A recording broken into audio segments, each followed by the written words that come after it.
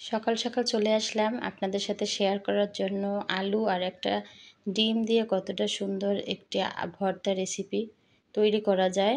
তো আসসালামু আলাইকুম ভাইয়া আপুরা, কেমন আছেন সবাই?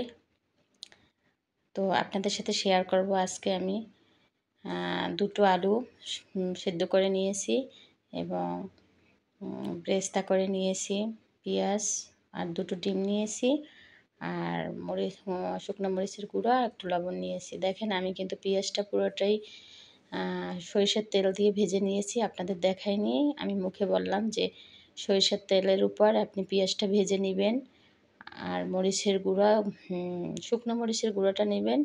আর দুটো ডিম নিয়েছি আমি, 4টা আলু নিয়েছি মাঝারি সাইজের, 4টা আলুর সাথে দুটো ডিম ভরা নেবেন। তো আমি দেখেন ডিম দুটো ভালোভাবে আলাদা করে মাখিয়ে নিয়েছি আর ভর্তা আলু দুটো কিন্তু আলাদাভাবে মাখিয়ে নিয়েছি। তো আপুরা অবশ্যই আমার চ্যানেলটি সাবস্ক্রাইব করবেন যদি ভালো লাগে আমার চ্যানেল, আমার রান্না, আমার রেসিপি। আর আমার পাশে থাকবেন, বেল বাটনটি অন করে দিবেন নতুন নতুন রেসিপি পাওয়ার জন্য। দেখেন আমি কিন্তু ভালোভাবে শুকনো মরিচের গুঁড়ো আর পেঁয়াজ ভাজাটা লবণ দিয়ে ভালোভাবে মাখিয়ে নিয়েছি।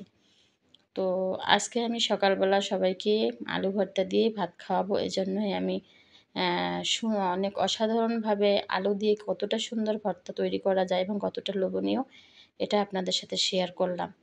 তো দেখেন ভর্তাটা কিন্তু অনেক মজা হয়েছে এবং খেতেটা কতটা লোভনীয় হয়েছে। আপনি বাসায় একদিন ট্রাই করেন। আপনি কীরকম ভর্তা তৈরি করেন আপু জানি না, কিন্তু আজকে আমার মতো করে বাসায় ভর্তাটা তৈরি করে সকালে সবাইকে গরম ভাতে খেতে দিন। দেখেন কতটা মজা করে খায়। তো আমি কিন্তু সমস্ত সামগ্রী একসাথে মাখিয়ে নিচ্ছি। দুটো ডিম, 3টে আলু আর শুকনো মরিচের গুঁড়ো, লবণ আর পেঁয়াজ বেরেস্তা করা আমি কীভাবে মাখিয়ে নিচ্ছি।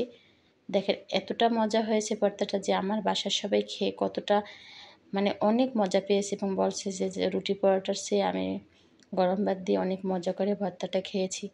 তো দেখেন আমি কিন্তু শেষে সরিষার তেল দিয়ে দিলাম, ভালোভাবে মাখিয়ে নিয়েছি। সরিষার তেল যতটাই আপনি দেবেন বেশি, অতটাই স্বাদ বাড়বে আপনার ভর্তায়, সরিষার তেলের ভর্তাটা। দেখেন আমার রেডি হয়ে গেল ভর্তা তৈরি। তো আপুরা সবাই বাসায় এভাবে ট্রাই করবেন এবং খাবেন। ভালো থাকবেন। আল্লাহ হাফেজ।